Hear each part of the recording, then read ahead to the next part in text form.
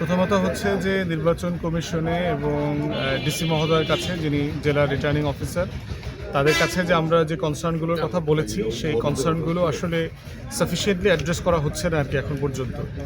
আমরা তৃণমূলে প্রশাসনের মধ্যে যে একটা বায়াসনেস দেখতে পাচ্ছি, যেটা অনেক বেশি দৃশ্যমান হচ্ছে শুধু বাবুগঞ্জ মুলাদিতে না, সারা দেশে আর কি। তো আমরা নির্বাচন কমিশনকে বারবার একই কথা বলেছি, যদি একটা ভালো নির্বাচন তুলতে হয় তাহলে আইন শৃঙ্খলা বাহিনীরকে যে পরিমাণ আরও সক্রিয় কার্যকর আমরা দেখতে চেয়েছিলাম, সেই লেভেলের সক্রিয়তা এখনও দেখতে পাচ্ছি না। কেন্দ্র দখলের পরিকল্পনা চলছে এবং আমাদের এই আসনেও অনেকগুলো ঝুঁকিপূর্ণ কেন্দ্রকে আমরা ইতিমধ্যে আইডেন্টিফাই করেছি এবং সেগুলোতে কেন্দ্র করে সন্ত্রাস এবং অস্ত্র মহড়া অথবা এই অস্ত্রবাজি করবার একটা পরিকল্পনার কথা আমরা শুনতে পাচ্ছি এবং সেগুলো আমরা প্রশাসনকে জানিয়েছি ইতিমধ্যে। তা আমরা বোধ করছি যে যেহেতু 2001-এর পরে বাংলাদেশে কোনো ভালো নির্বাচন হয় নাই, আগামী দিনে যদি একটা কার্যকর নির্বাচন করতে হয়, যেটা প্রফেসর ইউনূস সাহেব বারবার বলেছেন যে বাংলাদেশের ইতিহাসের অন্যতম ভালো সুষ্ঠু নির্বাচন হবে এবং ঈদের আনন্দ নিয়ে মানুষ ভোট কেন্দ্রে যাবে।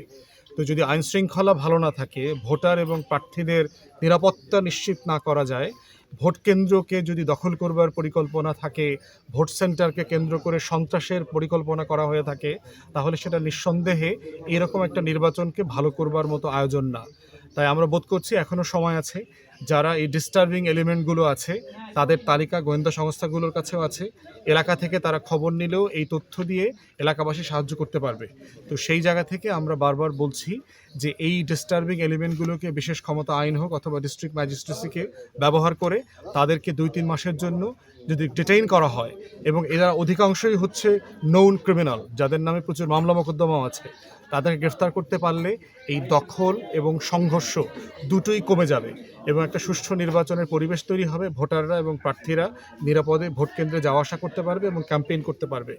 আর থার্ড কথা হচ্ছে যে আমরা এখন যেটা এলাকাতে করে যাচ্ছি সেটা হচ্ছে যে আমাদের যারা জোটের যারা কর্মীরা আছেন তাদের সাথে বসে আচরণবিধি সম্পর্কে তাদেরকে সচেতন করা এবং 22 তারিখের পরে প্রচারণাতে তারা কি করতে পারবেন কি করতে পারবেন না সেই ব্যাপারগুলোতে তাদেরকে নির্দেশনা দেওয়া এবং কোন কোন জিনিস প্রচারণাতে তারা ব্যবহার করতে পারবেন না এই ব্যাপারে যে সচেতনতা তৈরি করা দরকার, সেইটা আমরা প্রত্যেক এলাকাতে আমাদের জোটের কর্মীদের সাথে বসে আমরা এই নির্দেশনাগুলো দিচ্ছি। আমার বিশ্বাস যে অন্যান্য রাজনৈতিক দলও যারা প্রতিদ্বন্দ্বিতা করছেন, নামে বেনামে বিভিন্ন ব্যানার ব্যবহার করে তারা যে দলীয় প্রচারণা চালাচ্ছেন এবং আচরণবিধি লঙ্ঘন করছেন, সেগুলোর ব্যাপারে আমরা প্রশাসনের দৃষ্টি আকর্ষণ করছি যে এইটাকে যদি ডিসাইসিভলি আপনারা মেনটেন করতে না পারেন, কন্ট্রোল করতে না পারেন, তাহলে ভালো নির্বাচন করতে পারবেন এমন আস্থা কিন্তু আমরা পাবো না। তাই আমরা চাচ্ছি লেভেল প্লেয়িং ফিল্ড থেকে শুরু করে আচরণবিধি মানা প্রত্যেকটা জায়গাতে যেন রাষ্ট্রীয় আইন মান্য করা হয়। আমরা আমাদের জায়গা থেকে করব এবং আমাদের কোনো ব্যত্যয় ঘটলে সেটাও আমরা চাইব নির্বাচন কমিশন অথবা ডিসির অফিস থেকে যেন আমাদেরকে বলা হয় এবং অন্যান্য দলের ব্যাপারেও যদি একইভাবে ইকুয়ালি উইদাউট এনি বায়াস একইভাবে যেন এটা বলা হয়। সবাইকে ধন্যবাদ।